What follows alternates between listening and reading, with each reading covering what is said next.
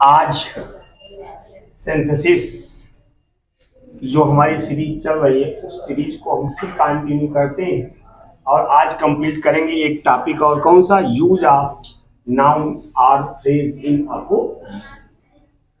अब इसकी परिभाषा क्या है, परिभाषा बाद में समझते, पहले इसका पूरा सेंस यहीं से निकाल लेते हैं ना, समझ लेते हैं, उसके बाद फिर अपने आप क्लियर हो जाएगा।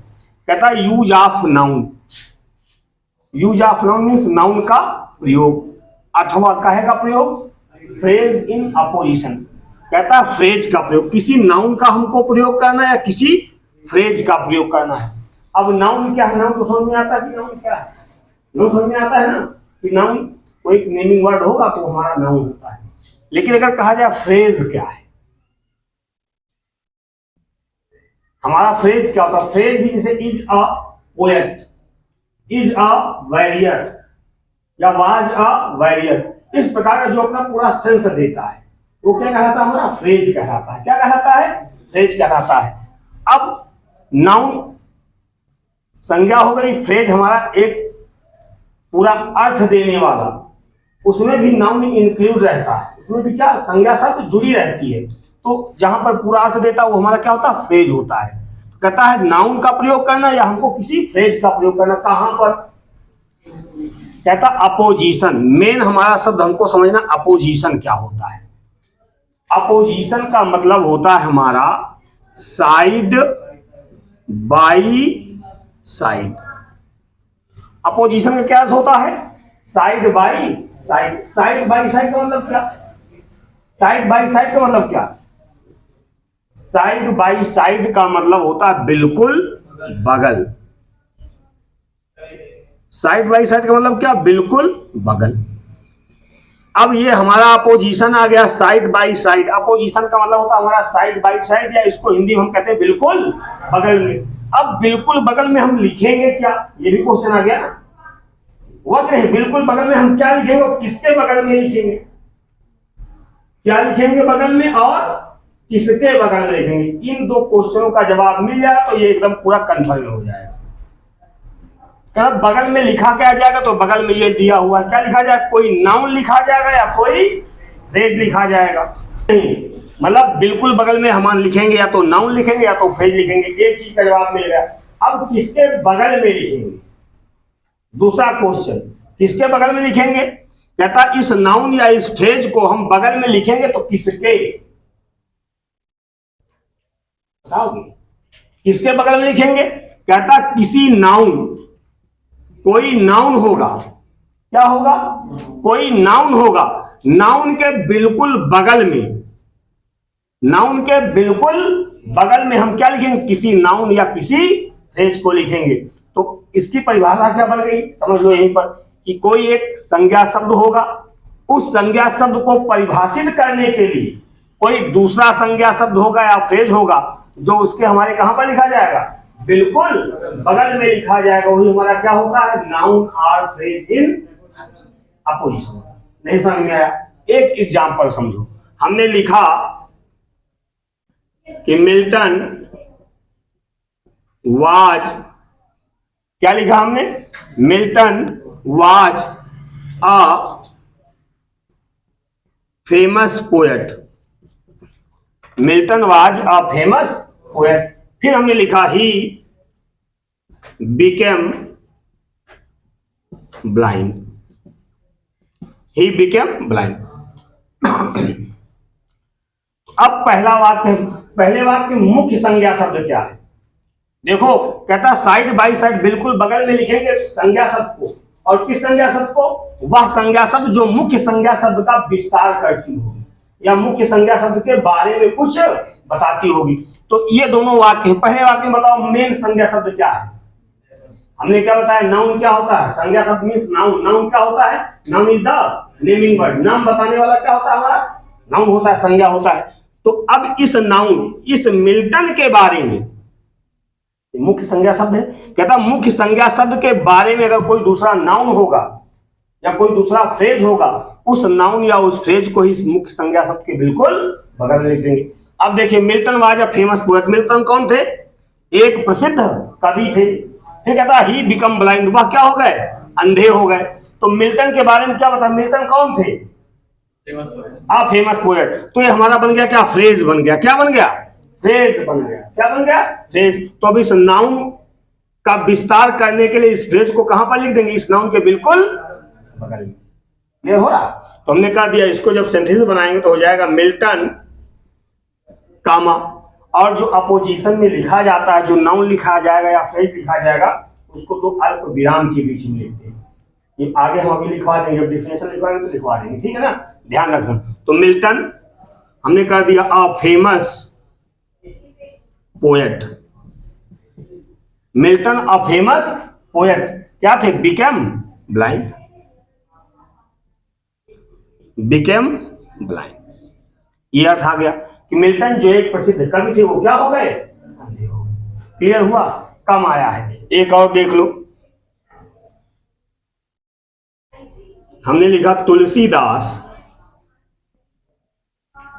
तुलसीदास वाज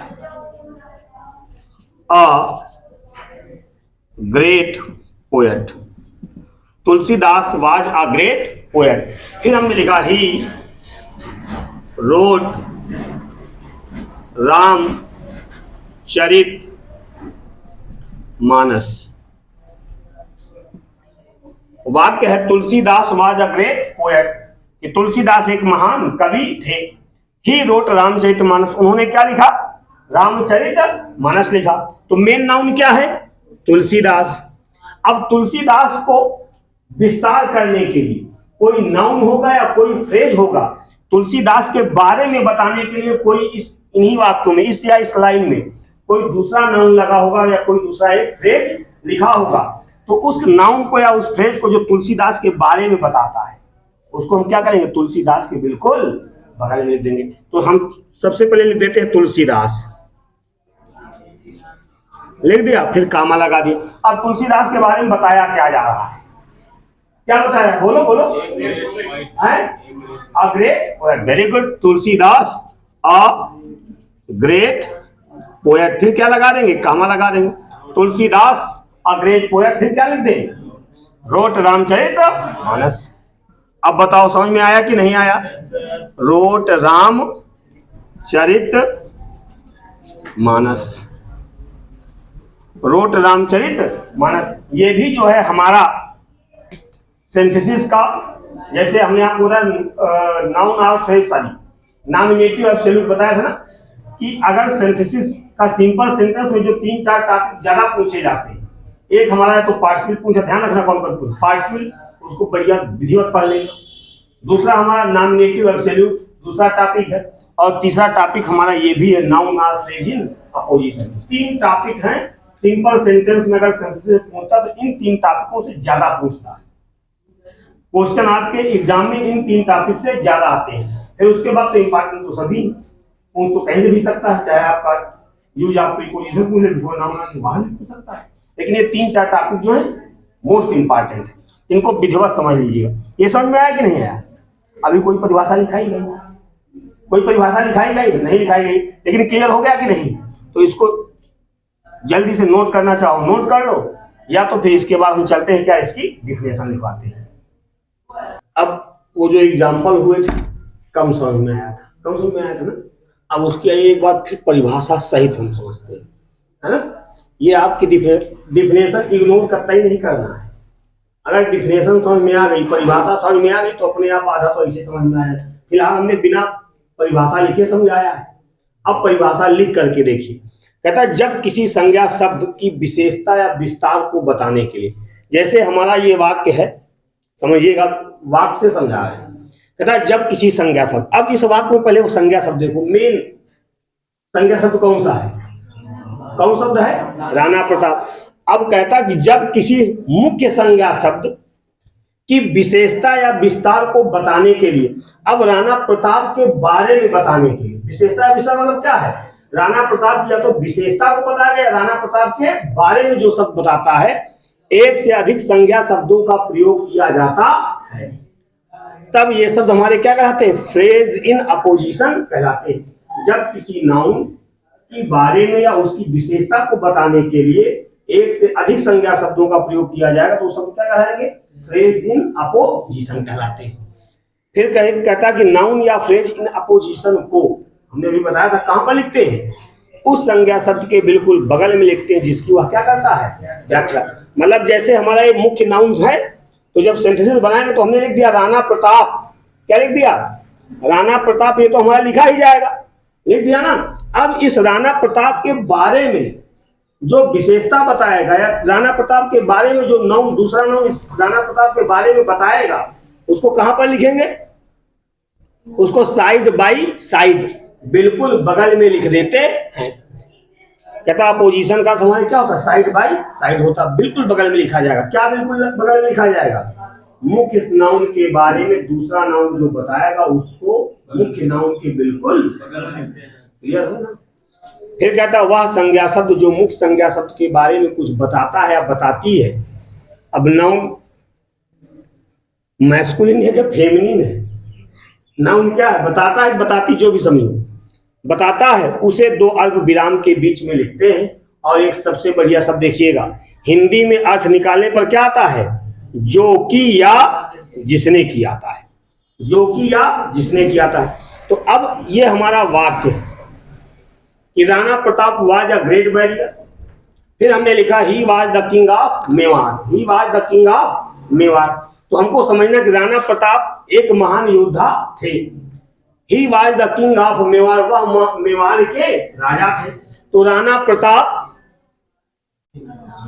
प्रताप ये देखो, जो कि या जिसने की, राणा प्रताप जो कि क्या थे, किंग ऑफ मेवाड़, राणा प्रताप कामा। अब राणा प्रताप का विस्तार कर रहा कौन सा, the king of Mewar, the king of, Rana Pratap के बारे में विस्तार क्या कर रहा है, राणा प्रताप क्या थे, द किंग ऑफ मेवाड़। और इसके बाद बचा क्या, Rana Pratap the king of Mewar वो क्या थे, वाज अ ग्रेट वॉरियर। या इसको देखिए, अब राणा प्रताप के बारे में जो दूसरा नाउन बता रहा है उसको हमने कहां पर लिख दिया, दो अल्प विराम के बीच में लिख दिया, वाज अ ग्रेट वॉरियर।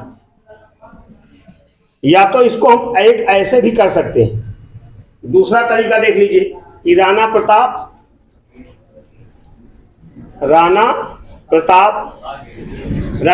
क्या थे, राणा प्रताप क्या थे, अ ग्रेट वॉरियर। हम इसको ऐसे भी कर सकते, राणा प्रताप जो क्या थे, एक महान योद्धा थे। हमने कह दिया Rana Pratap a great warrior, ये ऐसे भी हो जाएगा दोनों तरफ से, ठीक है ना। Rana Pratap a great warrior, बचा क्या, was the king of Mewar, हमने कह दिया was the king of Mewar.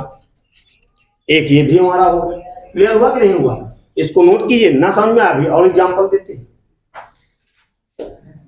Note को नोट। हमने लिखा Lata is a singer, Lata is a singer. फिर हमने लिखा सी इज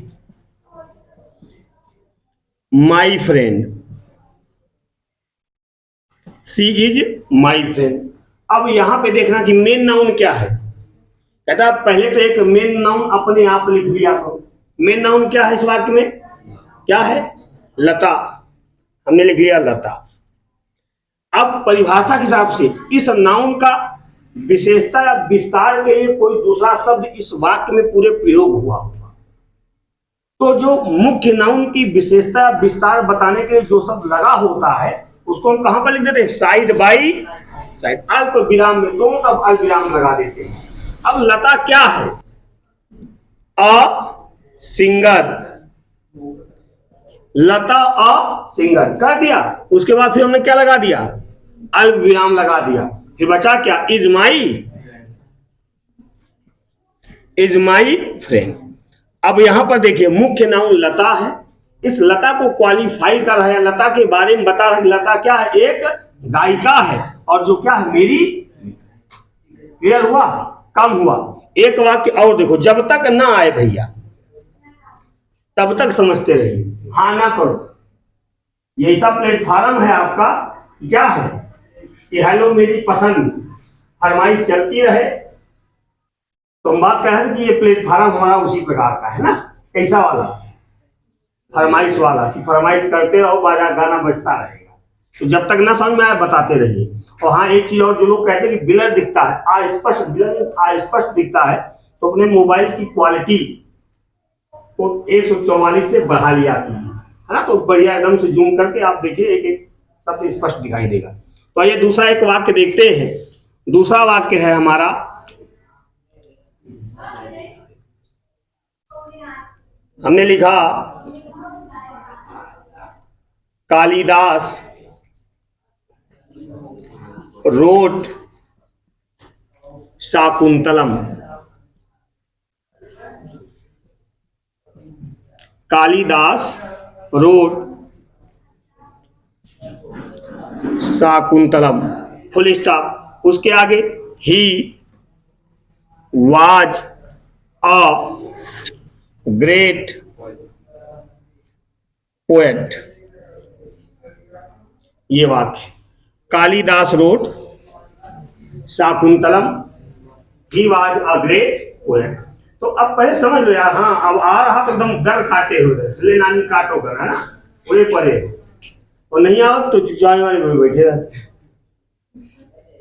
अरे आ गया, हमको पता आ गया, थोड़ा समझ लो, इसको भी समझ लो। अभी एक वाक्य हम ही देंगे, अभी एकदम आंधी आ जाएगी, 360 डिग्री घूमोगे, पूरा भी देते हैं, जस्ट देते हैं इसके बाद। अगर न कर पाए तो बताते हैं। कालिदास रोट शाकुंतलम, कालिदास ने क्या लिखा, शाकुंतलम लिखा। कालिदास की एक रचना अभिज्ञान शाकुंतलम रचना है, ठीक। फिर कहता ही वाज अ ग्रेट पोएट, वह महान कवि थे। तो अब यहाँ पर देखिए मेन नाउन क्या है, मुख्य संज्ञा शब्द क्या है, कालिदास। तो अब हमको कालिदास का विस्तार करना है। क्या करना है, कालिदास मुख्य नाउन के बारे में जो कुछ बताए, उसी को हम क्या करते हैं, अपोजिशन में, अर्थात बिल्कुल बगल में लिख देते हैं। तुम्हें समझा, तुमका समझ में आएगा, समझ तो सबको समझ में आएगा, आओ कि नहीं। तो कालिदास, कालिदास हैं, कहता रोट शाकुंतलम, कालिदास ने शाकुंतलम लिखा। ही वाज अ ग्रेट पोएट, वो महान कवि है। तो कालिदास जो क्या है, जो क्या है, जो कि या जिसने की लगा तो अपने आप पास आ जाएगा, जहां से आ जाए उनको अपोजिशन में रख दो, तुरंत रख दो, एकदम ट्रिक। सब्जेक्ट लिखो, नाउन लिखो, नाउन के बाद जो कि या जिसने की लगा के क्वेश्चन कर लो, और जहां से उत्तर मिले उसी को क्या कर दो, अपोजिशन में बिल्कुल रख दो। लेकिन एक अभी वाक्य देते हैं, Kalidas a great poet, comma, clear हुआ ना। फिर बचा क्या, रोट शाकुंतलम, रोट शाकुंतलम। अब सोचो, ये मत सोचना सर जी बाज गया कहां चला जा रहा, तो इसको मत ध्यान देना। क्यों ना ध्यान देना, क्योंकि जब हम पूरा वाक्य एक साथ बना रहे हैं तो ये वाक्य हमारा पहुंच गया पास्ट इन डिफरेंट में, कोई सहायक नहीं बल्कि सेकंड फॉर्म। तो Kalidas a great poet, Kalidas जो एक महान कवि थे, क्या किया उन्होंने, रोट शाकुंतलम, शाकुंतलम लिखा, रोट शाकुंतलम।